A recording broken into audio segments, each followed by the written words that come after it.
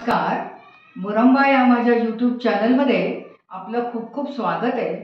आज मी करते आमरसा बरोबर खायला दोन स्पेशल पदार्थ करते. आधी आमरसा बरोबर खायला मी एक व्हिडिओ टाकला आहे. त्याच्यामध्ये मी आमरसा बरोबर खायला इदडा दाखवला होता. त्याची लिंक मी तुम्हाला डिस्क्रिप्शन बॉक्समध्ये टाकेल, ते तुम्ही नक्की बघा तो रेसिपी केलेली. आता मी काय करते तर उकडीच्या पोळ्या करते आणि दुसरी म्हणजे तांदूळापासून धिरडी किंवा आपण घावणं म्हणतो तो प्रकार करते. असे दोन प्रकार मी आता आज दाखवणार आहे आपल्याला. तर ह्याच्यामध्ये आहे ना, मी काय काय घेतलं आहे पदार्थ ते दाखवते. एक बाउल घेतला आहे मी तांदूळाची पिठी, दुसरा बाउल पण तांदूळाची पिठी, कणिक घेतली एक बाउल.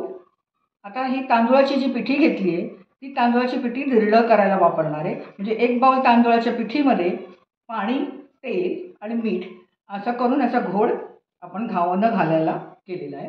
दुसरी तांदूळाची पिठी घेतली आहे, ही तांदूळाची उकड करायला घेतलेली आहे.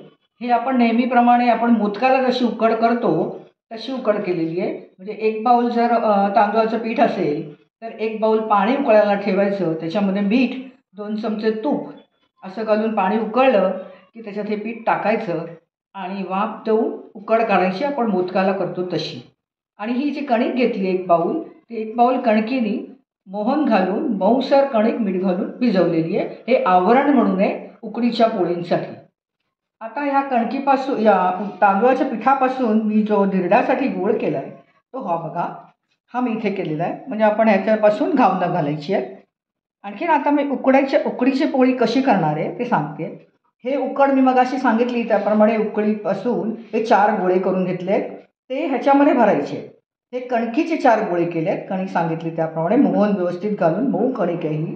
ह्याच्यामध्ये पुरणपोळीसारखी ही उकड भरायची, ते सील करायचं आणि पोळी लाटायची आणि ती पोळी नॉनस्टिकवरती तुपावरती परतून घ्यायची मऊसर अशी. ती रसाबरोबर छान लागते.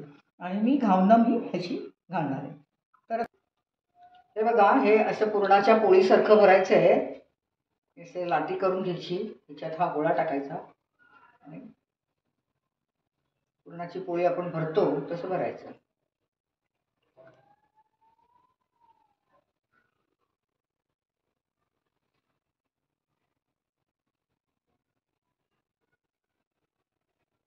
एक तव्यावर ऑलरेडी टाकलेली आहे मी, ते बघते. बघा, असं जरा दाबून घ्यायचं, सगळीकडे जरा उकड आहे ना ती पसरते. मग पुरणाच्या पोळीसारखे जेवढं तुम्हाला पातळ लाटता येईल तेवढं लाटायचं. असं लाटून घेते मी आणि मग भाजते.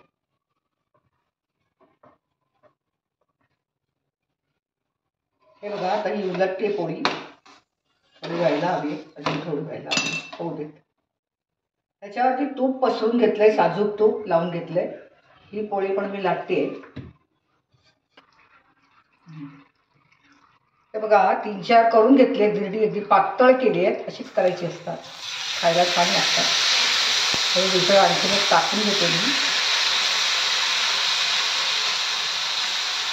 बस.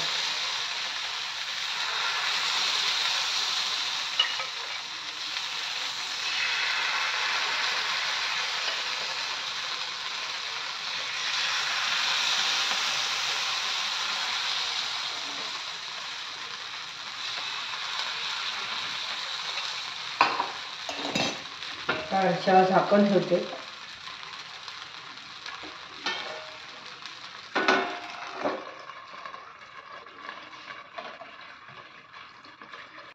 हे बघा, 2-3 घावणं घातली आहेत मी, तयार आहेत ती. आणि 2-3 उकडीच्या पोळ्या केल्या आहेत. आता मी हे सर्व करते. हे बघा,